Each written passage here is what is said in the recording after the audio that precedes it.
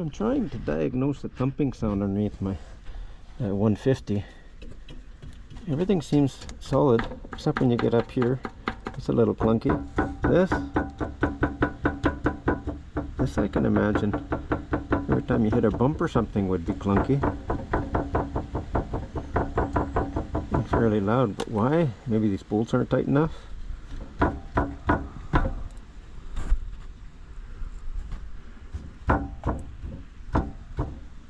I don't know. Anyhow, the camera's upside down anyhow. It seems like it could be loud. The only other noise I can identify, which seems a little bit off, is this brake shoe here.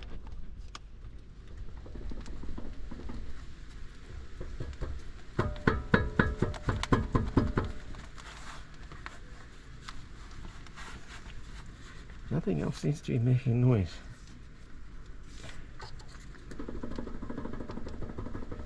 The brake shoe and that, some sort of protection.